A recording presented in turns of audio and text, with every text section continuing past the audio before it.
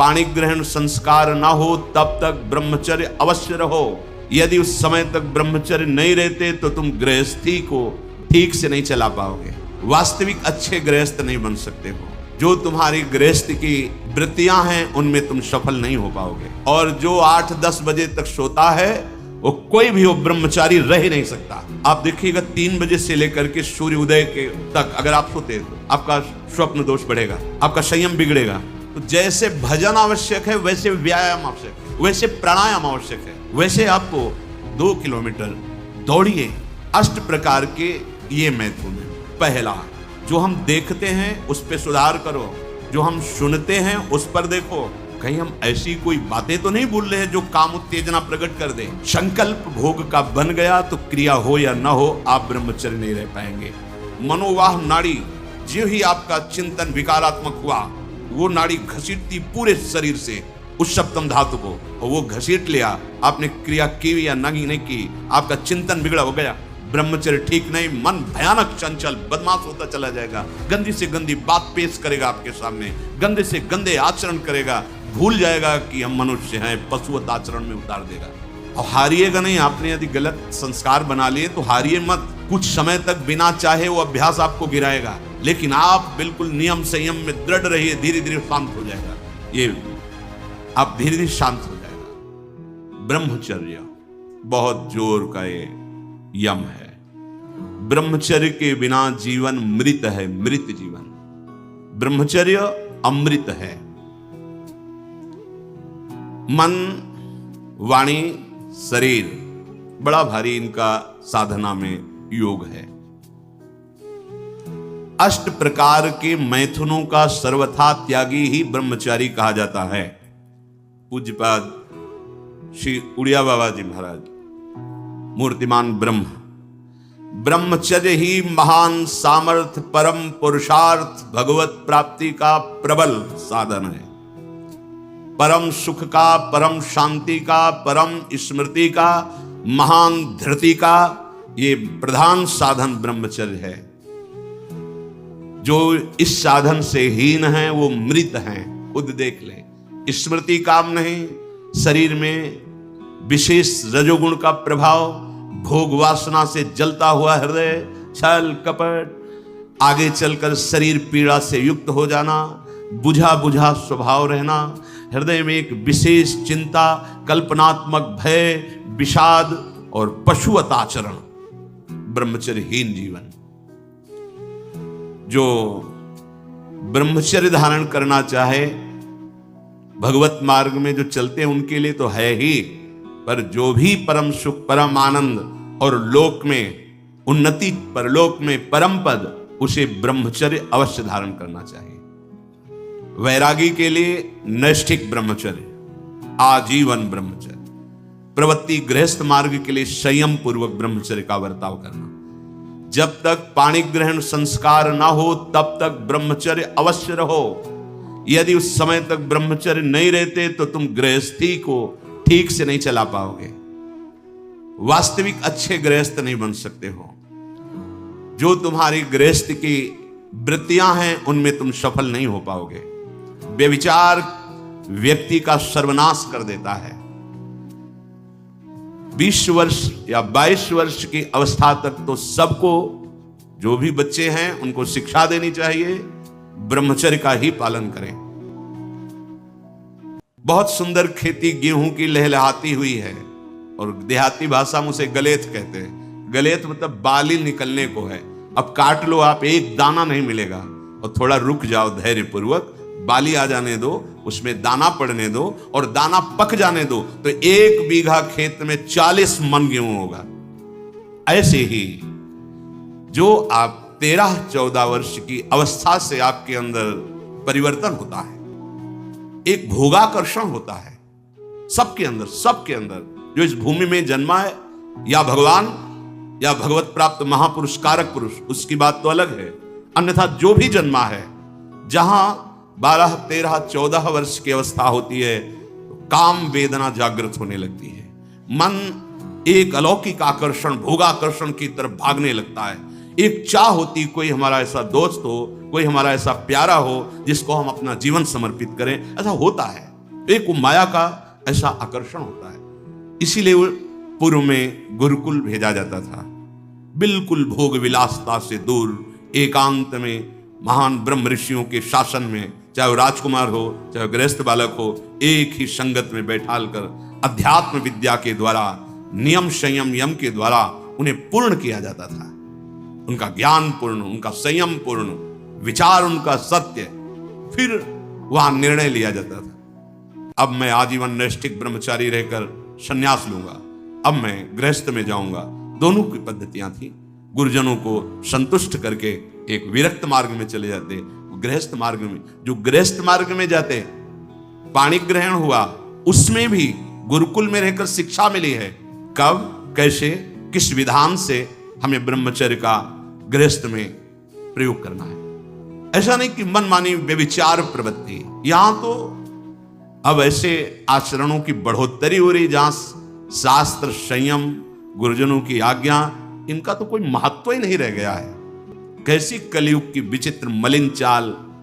जिस अवस्था में असंग रहकर विद्या का अध्ययन करना, स्वास्थ्यवर्धक चेष्टाएं करके स्वस्थ होना, समाज सेवक, देश सेवक, परिवार को सुख पहुंचाने वाला आचरण, अध्यात्म विद्या का ज्ञान, वहां छोटे से ही भोग वासना प्रवृत्ति की बढ़ोतरी, वो दोस्ती, विपरीत भावनाएं, व्यसन। समलो भाई, सबसे हाथ जोड़ के कह रहा हूं, बहुत कीमती आपका जीवन है। जिस जीवन को छोटे छोटे बच्चे गांजा, भांग, अफीम, ड्रग्स, चरस, ये क्या हो रहा है? अभी आपकी 20-22 वर्ष की अवस्था है, आप व्यसन में आसक्त हो गए, आप व्यभिचार में आसक्त हो गए, तो किस बुद्धि से आप देश सेवा करेंगे? किस बुद्धि से आप अपना उद्धार या अपने परिवार को सुख पहुंचाएंगे? ब्रह्मचर्य जीवन है, ब्रह्मचर्य जीवन है। ब्रह्मचर्यहीन जीवन मृत्यु है। पूज्यपाद सिउड़िया बाबा जी महाराज, साक्षात ब्रह्म। जिसको ब्रह्मचर्य धारण करना है, ध्यान देकर सुनिए। सबसे पहला कार्य उसकी दिनचर्या में, चाहे बच्चा हो, चाहे जवान हो, या जो कोई भी हो, सूर्य उदय के पहले रात्रि के चौथे प्रहर में ही जाग जाना चाहिए। अपने तो अर्धरात्रि के बाद ही जाग जाते हैं। चौथे प्रहर में प्रातः 4 बजे बिल्कुल जग जाना चाहिए। और जो 8-10 बजे तक सोता है, वो कोई भी हो, ब्रह्मचारी रह ही नहीं सकता, ब्रह्मचर्य रह ही नहीं सकता। वो स्वप्न दोष का शिकार होगा, वो नाना प्रकार की कुचेष्टाओं का शिकार होगा, पक्का। क्योंकि बुद्धि को सत्य प्रकाश की तरफ प्रेरित करने वाले भगवान भुवन भास्कर हैं। वो पधार रहे हो, आप सो रहे हो सैया पे, आपकी आयु, श्री, कीर्ति, बल सब नष्ट होगा। देखो ना, जो 10-10 बजे तक सोते हैं, देखो ना, उनसे बात करके देखो, एकदम ऐसा लगता है बुझा हुआ जीवन, कोई भागवतिक तेज उत्साह न वाणी में, न नेत्रों में, न तन में। क्या जीवन, मृत जीवन। सबसे पहला नियम लीजिए, जहां भी आपको शब्द सुनाई दे, आपका जीवन ब्रह्मचर्य ही अमृत है और आपका जीवन ब्रह्मचर्य ही नहीं मृत्यु है।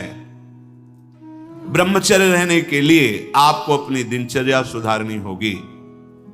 प्रातः 4 बजे आपको उठना ही होगा, तभी आप ब्रह्मचर्य रह सकते हैं। अगर आप नहीं उठते तो आप देख लेना, इसका आध्यात्मिक प्रभाव पड़ता है। आप देखिएगा 3 बजे से लेकर के सूर्य उदय के तक अगर आप सोते तो आपका स्वप्न दोष बढ़ेगा, आपका संयम बिगड़ेगा। अगर आप कोई ऐसी कुचेष्टाएं नहीं किए हैं तो स्वप्न दोष की संभावना ही नहीं होती। आप बाल्यावस्था से कुचेष्टाएं करते हैं, संयम विरुद्ध रहते हैं, तो आप ना चाहते हुए फिर सामर्थ्यहीन हो जाते हैं, ब्रह्मचर्यहीन हो जाते हैं। बहुत ध्यान दें, ये अध्यात्म में जैसे पूरा मकान बनने के लिए नींव मजबूत होना जरूरी है। चाहे जयखंड का बना लो आप, अगर नींव मजबूत है, नींव मजबूत नहीं तो फिर मकान ढह जाएगा। ऐसे ही ब्रह्मचर्य हर मार्ग की नींव है।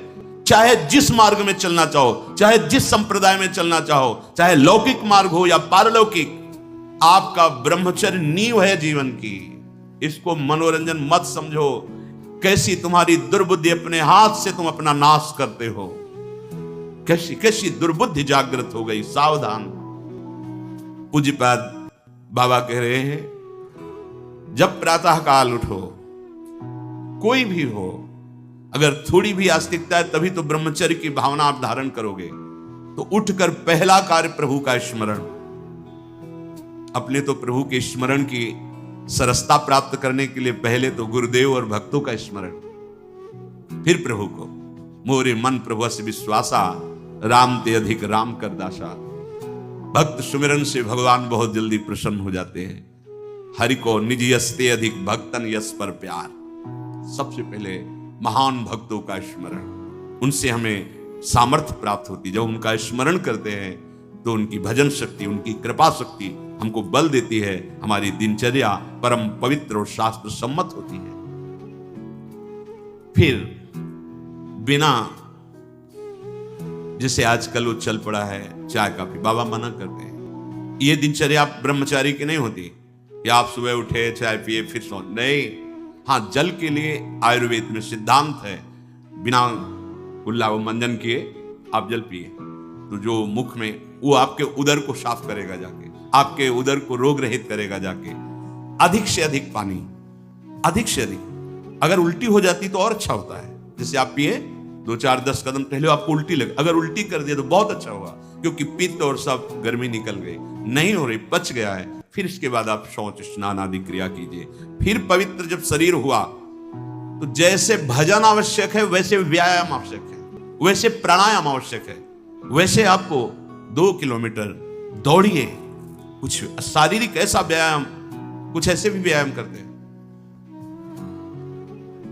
ये कोई व्यायाम पैरे से कर, ये कोई व्यायाम का मतलब पसीना निकले शरीर से, आपके शरीर को 1-2 किलोमीटर दौड़िए। ब्रह्मचारी बनना है तो ब्रह्मचर्य पचाने के लिए भी तो चाहिए ना। अब आधा घंटा पद्मासन, 30 मिनट कोई बहुत नहीं होता। बैठ करके आप प्राणायाम, अनुलोम विलोम, जो आजकल शिक्षाएं भी दी जाती है इसकी, आप उसको कीजिए। आसन पे बैठिए, आपका शरीर स्वस्थ रहेगा। फिर अगर आप विद्यार्थी हैं तो जैसे हम शास्त्र स्वाध्याय करते हैं उसी भावना से आप आप देखो, अगर स्मृति आपकी प्रवीण ना हो तो बताना। परम पवित्र विचार वाला, परम पवित्र आहार वाला, परम पवित्र जब आपकी चेष्टाएं, तब इस महान शक्ति को धारण किया जाता है। ऐसे थोड़ी होता है। बड़े बड़े महापुरुषों से मिल मिलकर रो रो कर प्रार्थना करके आप बताइए, उपाय बताइए जिससे हम अपने साधन संयम को नियमित संयम में रख सके, ऐसे भाव से चल सके। आपको तो बिना किसी प्रयास के सुनने को मिल रहा है महापुरुषों की बातें। बिल्कुल समझ, आप रह के देखिएगा, एक नवीन उत्साह। और हारिएगा नहीं। आपने यदि गलत संस्कार बना लिए तो हारिए मत। कुछ समय तक बिना चाहे वो अभ्यास आपको गिराएगा, लेकिन आप बिल्कुल नियम संयम में दृढ़ रहिए, धीरे धीरे शांत हो जाएगा। ये आप धीरे धीरे शांत हो जाएगा। अब आपकी दिनचर्या में 2 प्रकार के ब्रह्मचर्य, एक आजीवन ब्रह्मचर्य, तो वैरागी का तो आजीवन ब्रह्मचर्य होता है। जो प्रवृत्ति गृहस्थ मार्ग में, उनका संयम का होता है। शास्त्र संयम के अनुसार बर्ताव करे तो उसका जीवन बड़ा सुखमय जाएगा। केवल मन के अनुसार चलने पर कि आप गृहस्थ हैं तो आपके लिए छूट नहीं। देखो, परम ब्रह्मचारी भीष्म जी अपहरण करके स्वयंवर में जीत कर जबरदस्ती राजकुमारी, वो एक राजधर्म है, मैं ले जा रहा हूं राजकुमारियों को महाराज विचित्रवीर के लिए हस्तिनापुर के सिंहासन पर आरूढ़, जिसकी ताकत हो छोड़ा, वो राजाओं का है। अंबा ने तो अस्वीकार कर दिया कि या तो आपने अपहरण किया, आप स्वीकार कीजिए, नहीं तो मैं हूं। 2 जो अब वो संयम को भूल गए। महाभारत प्रसंग में है, राजा क्षमा रोग हो गया और मृत्यु को प्राप्त हो गए। बहुत सावधानी। ऐसा नहीं कि आप गृहस्थ में हो तो आप, ये कोई आपके लिए धर्म नहीं है। धर्म संतानोत्पत्ति, भगवान की सृष्टि पूजा के लिए, वो भी संयम भगवत भाव में स्थित रहते हुए। ये मनुष्य जीवन ऐसे बर्बाद करने के लिए नहीं मिला है मनमानी आचरण। यदि सत्संग नहीं सुनते, शास्त्र स्वाध्याय नहीं है, आस्तिकता नहीं है, तो चाहे स्त्री शरीर चाहे पुरुष शरीर, पशुता रहती है। क्या जीवन है?